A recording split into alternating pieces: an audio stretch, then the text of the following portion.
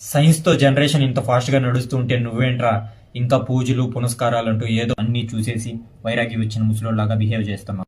ఈ రోజుల్లో యూత్ ఎలా ఉన్నారంటే కొంతమంది ఎర్లీ మార్నింగ్ 3 or 4 o'clockకే లేస్తారు. ఫేవరెట్ హీరో బెనిఫిట్ షోలకి వెళ్తారు. చదువుకోమని కాలేజీలు పంపిస్తే ఫ్రెండ్స్ లవ్ అంటూ రోడ్ల మీద తిరిగి చెడిపోతూ ఉంటారు. ఎవరూ నేర్పించకుండానే మందు సిగరెట్ ఇటువంటి వ్యసనాలకు అలవాటు పడుతూ ఉంటారు. ఎవరో చెప్తే నమ్మి రమ్మి రాకెట్ అని ఇలాంటి బెట్టింగ్ యాప్స్ అన్ని ఆడి జీవితాన్ని పాడు చేసుకుంటూ ఉంటారు. ఇవే కాదు, ఇలాంటివన్నీ చేస్తూ అసత్యమైనటివన్నీ సత్యం అనుకొని సుఖదుఖాలను అనుభవిస్తూ బ్రతికేస్తూ ఉంటారు. కానీ ఇంట్లో వాళ్ళు ఎప్పుడో ఒక్కసారి గుడికి వెళ్దాం రారా అంటే ఈ పూజలు అభిషేకాలు అనే పేరు చెప్పి టెంకాయలు పాలు పెరుగు ఆ దేవుడికి పోసి వేస్ట్ చేయడం కన్నా గుడి బయట లేని వాళ్ళకి ఇస్తే మంచిది అవుతుంది కదా. ఇలాంటి వేస్ట్ చేసే పనులంటే నాకు నచ్చవు, ఇలాంటి చెత్త పనులకు నన్ను పిలవద్దు అని చెప్పి ఇంట్లో వాళ్ళ మీద అరుస్తూ పనికిరాని పనులన్నీ చేస్తూ ఉంటారు. ఇవన్నీ వాళ్ళు తెలియక చేస్తూ ఉంటారు.